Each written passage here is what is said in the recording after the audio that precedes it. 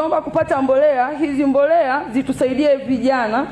Pamoja na kutusaidia vijana itatusaidia, lakini pia hizi mbolea jamani, tunapopanda kwa wale wakulima wa muda mrefu, kuna mbolea ambayo tukiitumia masika inazalisha kwa wingi, tukiitumia kiangazi uzalishaji wake unakuwa ni changamoto kidogo.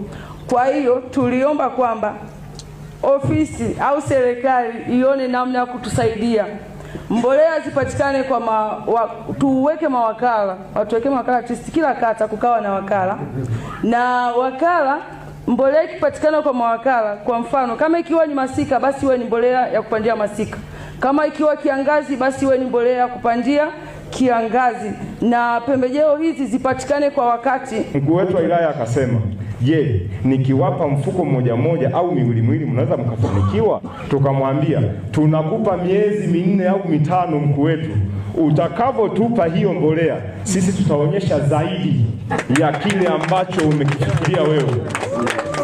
Kwa tupo tayari na tupo sahihi sana. Sisi vijana ambao tumekuja hapa wote kwa pamoja, hayupo kijana ambaye ni mzembe, hayupo kijana hata mmoja ambaye ni mzembe. Naamini kwamba itakapofika Juni 2026 kila kijana mtaona mafanikio.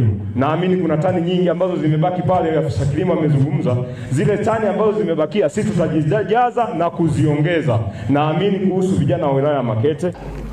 Tarehe 17 mwezi wa 11 nilikaa na vijana 5 na katibu wa vijana, tukazungumza hivi ni kitu gani tunaweza tukafanya kwa ajili ya vijana kwenye sekta ya kilimo, hasa kilimo cha viazi ambacho kina hela.